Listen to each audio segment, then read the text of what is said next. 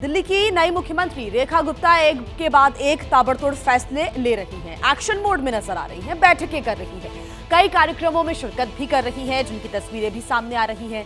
रेखा गुप्ता सरकार में विकास के साथ साथ हिंदुत्व का एजेंडा एक्टिव होने के संकेत भी दिए जा रहे हैं।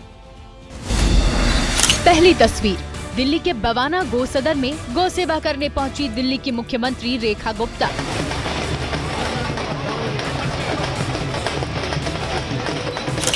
दूसरी तस्वीर दिल्ली में यमुना के वसुदेव घाट पर यमुना आरती करती रेखा सरकार।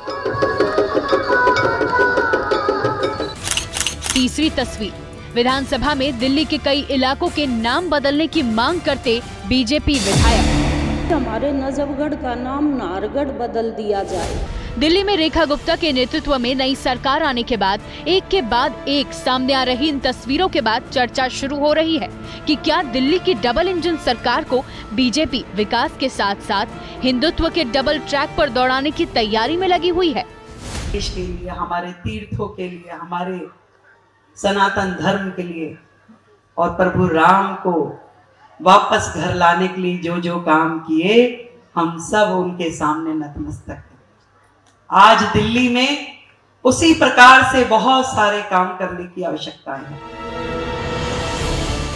बीजेपी ने दिल्ली में पूरे चुनाव अभियान में अपने हार्डकोर हिंदुत्व के एजेंडे को साइडलाइन किए रखा, लेकिन 2.5 दशक बाद दिल्ली में बीजेपी की वापसी के साथ रेखा गुप्ता सरकार के रुख से हिंदुत्व का एजेंडा एक्टिव होने के संकेत मिलने लगे हैं। तो महाकुंभ हुआ तो 60 करोड़ से अधिक लोग उस गंगा मैया में, उस त्रिवेणी में स्नान कर पाए। हमने कहा कि हम कुंभ गए हैं, बस एक अकेली मैं रह गई। दिल्ली में सरकार बनने के बाद रेखा गुप्ता सरकार यमुना नदी की सफाई, दिल्ली की पुरानी पहचान और घुसपैठियों के मुद्दे पर तेजी से एक्शन मोड में दिखने लगी है। 27 फरवरी को दिल्ली विधानसभा सत्र के दौरान बीजेपी के विधायकों की ओर से मुस्तफाबाद का नाम शिवपुरी, नजफगढ़ को नाहरगढ़ और मोहम्मदपुर का नाम बदलकर माधवपुरम करने की डिमांड की गई है। जो वहाँ के निवासी हैं, अगर वो ये चाहते हैं कि भाई किसी जगह का नाम चेंज किया जाए, तो फिर मेरे ख्याल से लोगों की जो भावना है उसको मानना चाहिए और उसको I don't think there is any harm in changing the name. लेकिन मुस्लिम इलाकों का नाम बदलने की मांग से आम आदमी पार्टी और कांग्रेस दोनों को रेखा सरकार को घेरने का मौका मिल गया। दोनों पार्टियों का आरोप है कि विकास के मुद्दे पर सत्ता में आई बीजेपी अपने चुनावी वादों से दिल्ली वालों का ध्यान हटाने के लिए राजधानी में सनातन और हिंदुत्व कार्ड चल रही है। क्या मोदी जी की गारंटी जुमला साबित तो नहीं होगी? और मुझे लगता है कि रेखा गुप्ता जी ने ठान लिया है कि मोदी जी की गारंटी को जुमला साबित करके रहेंगी। कन्फर्मिंग एरियाज में परमिशन दी गई शराब की दुकान खोलने की, ये कॉरपोरेशन की जिम्मेदारी होती है और कॉरपोरेशन में भारतीय जनता पार्टी उस समय शासन में थी।